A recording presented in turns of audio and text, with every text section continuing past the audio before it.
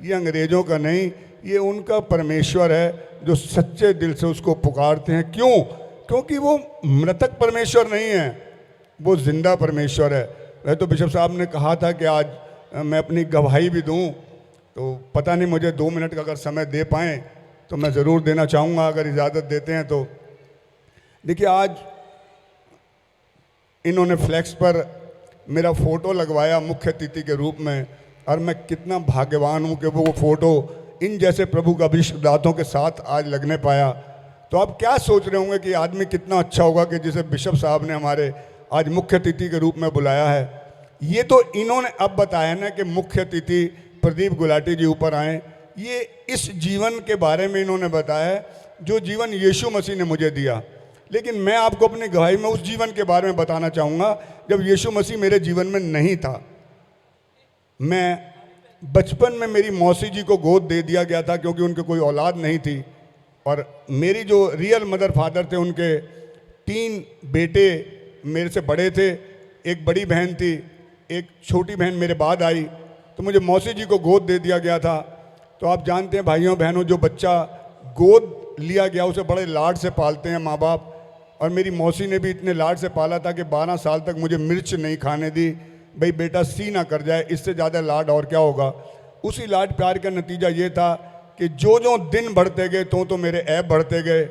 जब मैं मात्र 14 वर्ष की उम्र में था तो आप विश्वास करना, 14 साल की उम्र में मैं अपने साथ के बच्चों को सिगरेट पीनी, शराब पीनी, जुआ खेलना, चोरी करना मैं सिखाता था।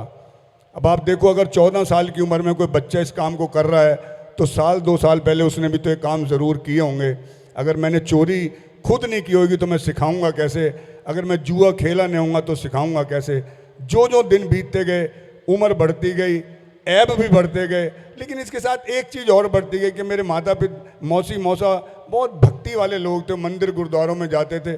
मैं भी पूजा पाठ तो बहुत करता था, लेकिन बिगड़ा बहुत था। मैं 5-5 घंटे पूजा पाठ करता था। कई दफ़ा मंदिरों में पुजारी लेट हो जाता था, मैं उससे पहले पहुंचा होता था। भगवान शंकर का मैं बड़ा अनंत भगत था, और मेरा ख्याल मैं उनकी भक्ति की वजह से इतनी ज़्यादा भांग खाता था, क्योंकि मैं सोचता कि शायद भगवान शंकर भी, जिनको भंगड़ी कहा जाता था, शायद भांग खाने से वो भी खुश होंगे। मेरा मतलब ये कि मैं तीनों धर्मों को मानता था, हिंदू धर्म को भी, मुसलमान धर्म को भी और सिख धर्म को भी। मैं क्रिश्चियनिटी को बिल्कुल नहीं मानता था। मैंने सारे ग्रंथ पढ़े थे, गीता भी मेरे घर पर थी, और मतलब बाइबल नहीं थी, और रामायण मेरे पास थी, कुरान शरीफ भी मैंने हिंदी में लिया हुआ था, श्री गुरु ग्रंथ साहब भी हिंदी में था, क्योंकि मुझे पंजाबी और उर्दू नहीं आती थी। लेकिन मैं क्रिश्चियनिटी को नहीं मानता था। मैं सोचता था ऐसा कैसा देवता है, ऐसा कैसा भगवान है जिसको भगवान को होते हुए जीवित सूली पे चढ़ा दिया, जो अपने आप को नहीं बचा सका वो हमें क्या बचाएगा। आज उस हकीकत का पता चला है कि उस सूली पे चढ़ना मैंने और आपने था, वो हमारी खातिर सूली पे चढ़ा। अगर वो अपना खून ना बहाता तो आज हमारे और आप में ये खून ना बह रहा होता। तो मैं तीनों धर्मों को मानता था, ईसाई धर्म को नहीं मानता था। लेकिन वो प्रभु के जो बाइबल के वचनों में उसकी एक एक चीज़ लिखी सत्य है, जिसमें उसने लिखा है कि मैंने तुझे माँ के गर्भ से ही चुन लिया था। चुन तो उसने जब ही लिया था जब माँ के गर्भ में था। अचानक मेरे जीवन में एक ईसाई लड़की आ गई।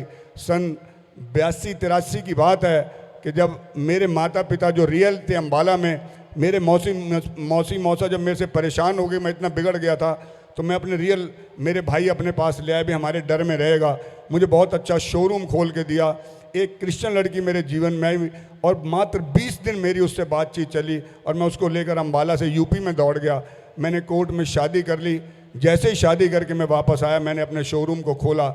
मेरे 2 भाई शोरूम के बाहर खड़े थे, बोले तूने हमारी नाक कटवा दी, तूने अपना धर्म बदल लिया, और इतनी इतनी बातें बोली मैं बता नहीं सकता। बोले भाई इस लड़की को छोड़, तब इस शोरूम में घुसने देंगे। मैंने कहा अब तो मैं नहीं छोड़ूंगा। न मुझे घर में घुसने दिया। मैं अपनी पत्नी को लेकर फरीदाबाद आ गया। मैं वहाँ नौकरी करने लगा, मेरी पत्नी नौकरी करने लगी। 1 साल बाद मेरे बेटी हो गई। मैंने सोचा शायद माँ बाप हम मान जाएंगे, क्योंकि 2 माँ 2 बाप थे, लेकिन कोई नहीं माना। मैं फिर वापस चला गया। अगले साल फिर मेरे एक बेटा हुआ। मैं सोचा शायद बेटे की खुशी में तो माँ बाप मान ही जाएंगे, लेकिन वो फिर नहीं माने। शर्त यही कि भाई इस लड़की को छोड़, तब तुझे घर में घुसने देंगे। मैं सोचता था, पहले मैं मानता तो था ही नहीं क्रिश्चियनिटी को, मुझे और ज़्यादा नफरत हो गई। मैं क्या वाकई में एक ईसाई लड़की से शादी करने के बाद ये सिला मिला है कि मेरे परिवार ने भी मुझे छोड़ दिया, मेरी दुकान मेरे हाथ से गई, मेरा मकान मेरे हाथ से गया, बहुत ज़्यादा परेशान था मैं। लेकिन मैं फिर भी कभी ना मैंने बाइबल पढ़ी, ना मेरी पत्नी की हिम्मत हुई मुझे कहे चर्च चलो। वो मेरे साथ बेचारी मेरे डर की वजह से मंदिरों में भी मेरे साथ जाती रही, गुरुद्वारों में मेरे साथ जाती रही, पीरों पे मेरे साथ जाती रही। मैंने हर जगह माथा रगड़ा कि हे खुदा, हे वाहेगुरु, हे भगवान, मेरे भाइयों और मेरे परिवार वालों को जो गुस्सा है उसको ख़त्म कर, वो ताकि वो मुझे अपनाएं। लेकिन कोई नहीं सुन सका। एक दिन मेरी पत्नी ने डरते हुए मुझसे आकर कहा, अगर कहो तो घर पे किसी पास्टर को प्रार्थना के लिए बुलवाएं। मैंने उसकी हंसी उड़ाई। मैंने कि तेरे पादरी क्या करेंगे, मेरे 33 करोड़ देवी देवता नहीं कुछ कर पाए, वो क्या करेंगे। बोली मैं भी तो आपके साथ मंदिरों में, गुरुद्वारों में, पीरों पे जाती रही हूँ, आप कुछ मत करना, वो दुआ करके चले जाया करेंगे। मैंने सोचा अगर इतनी सी बात से पत्नी खुश होती है तो मेरा क्या बिगड़ेगा। एक पादरी Joseph Raj assembly of God के वो घर आना शुरू हो गए। मुझे नहीं पता वो क्या प्रार्थना करते थे, मैं तो नशे में होता था उस समय भी।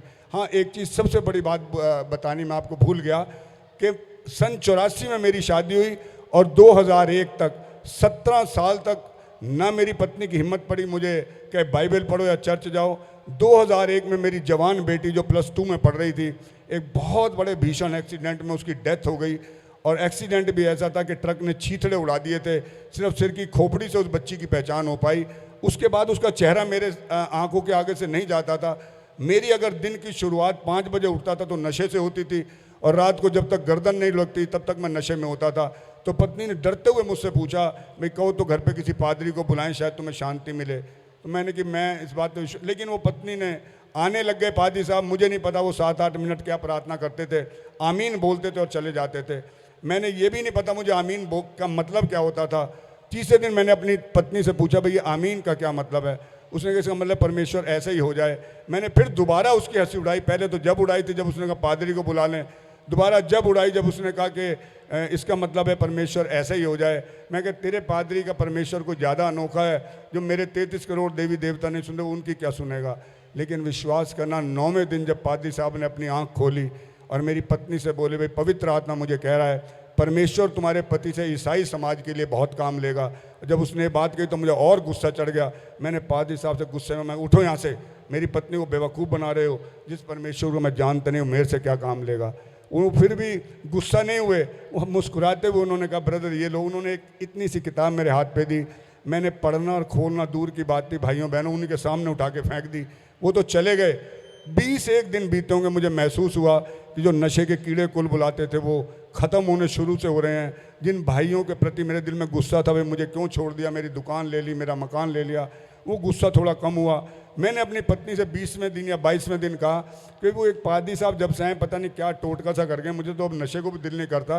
वो क्या दे के गए थे, उसने वो किताब मुझे दी, तो एक नीले रंग की किताब थी जिस पर नया नियम लिखा हुआ था। मैंने एक नावल की तरह उसको खोला तो उसमें मत्ती का 6 खुला जो मेरे सामने आया। मैं एक लाइन पढ़ी, दूसरी पढ़ी, तीसरी पढ़ी, चौथी पढ़ी।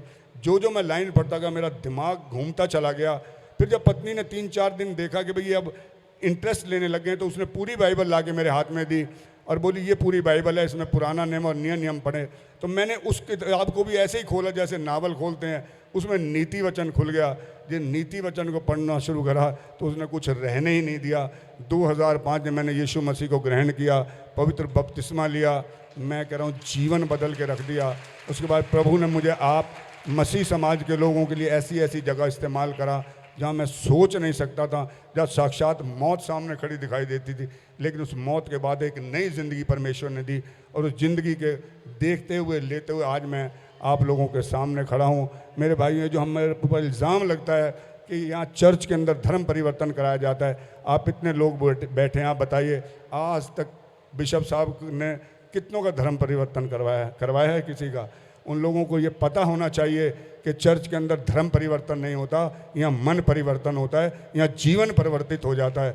और मैं उन्हें भी चैलेंज कहता हूँ कि जिस तरह मेरा जीवन बदला है उस बाइबल की आयतों को पढ़ के, अगर वो एक बार खुद भी बाइबल को सिर्फ पढ़ लें, वो किसी चर्च में ना जाएं, घर के अंदर बाइबल को ले जाके अगर वो पढ़ ही लें, मैं कहता हूँ सिर्फ भजन संहिता और नीति वचन ही पढ़ लें, अगर ना जीवन बदल जाए तो मैं अपने आप को बदल लूँगा। इसके अलावा और कुछ नहीं कह सकता। सबको जय मसीह।